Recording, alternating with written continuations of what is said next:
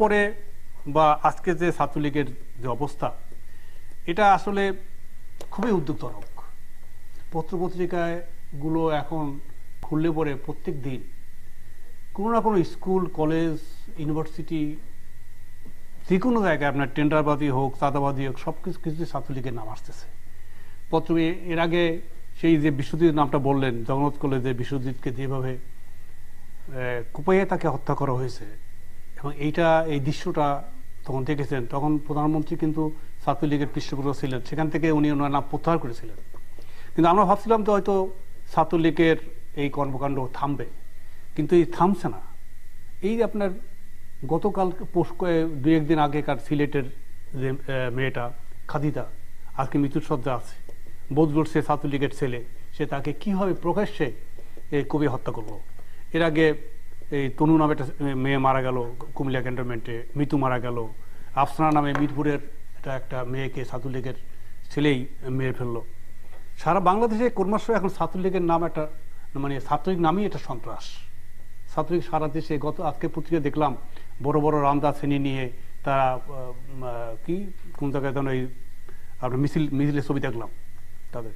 এখন এই সরকার তো আসলে মূলত বিরোধী দলকে ধ্বংস করার জন্য, বিরোধী দলের রাজনৈতিকভাবে বিরোধী দলকে শেষ করার জন্য এই কাজে সরকার লিপ্ত।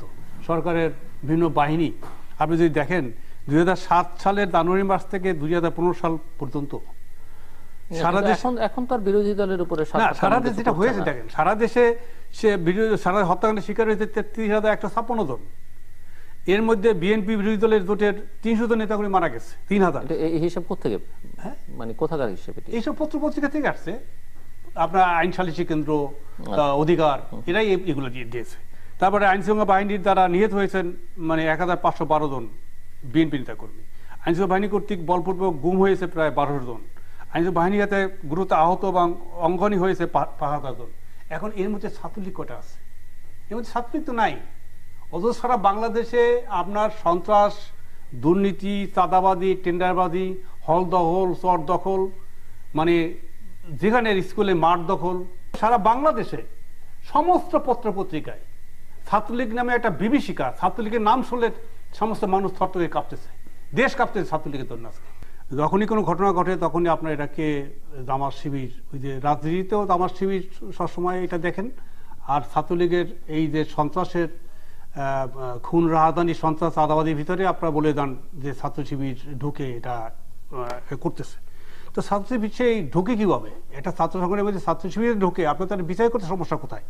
আমি তো দেখি না এই গত 8 বছর এই দল ক্ষমতায় ছাত্রলীগের এই যে লাগাম তো থামাইতে পারতেছেন না।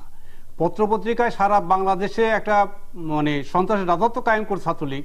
অথচ ছাত্রলীগের বিষয়ে আপনাদের এটাকে তো আপনারা আজকে সংসদে আমি দেখলাম এমপি ফিরোজ রশিদ সাহেব এই বিষয়ের উপরে, কাজী ফিরোজ রশিদ সাহেব এই বিষয়ে দৃষ্টি আকর্ষণ করেছেন, এবং উনি তো আবেদন জানিয়েছেন যে এত ক্রস ফায়ারে এত কিছু হয়ে যায়, বন্দুক যুদ্ধ, 2-1টা বন্দুক যুদ্ধ হইতে পারে না।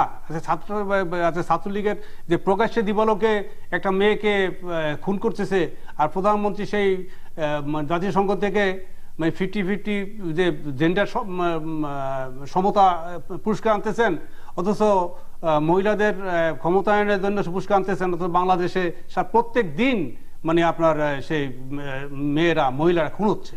তো এটা সরকার তো অবশ্যই এই ব্যাপারে অ্যাড্রেস করা উচিত, সরকার এটা দেখা উচিত, কিন্তু সরকার তো এটা করতে পারতেছে না। এই সরকারের জন্য, সরকার পতনের জন্য আর বিরোধী দরকার হবে না, সরকার পতনের জন্য আন্দোলন দরকার হবে না। এই সরকার ছাত্রলীগ যদি থাকে তাহলে মনে করি এই সরকারের পতন মানে ছাত্রলীগই করে দেবে। আগে তো জেলায় জেলায় গডফাদার ছিল, এখন সারা বাংলাদেশে মহল্লায় মহল্লায়, স্কুল, কলেজ, সব জায়গায় এখন ছাত্রলীগের তাণ্ডব চলতেছে সারা।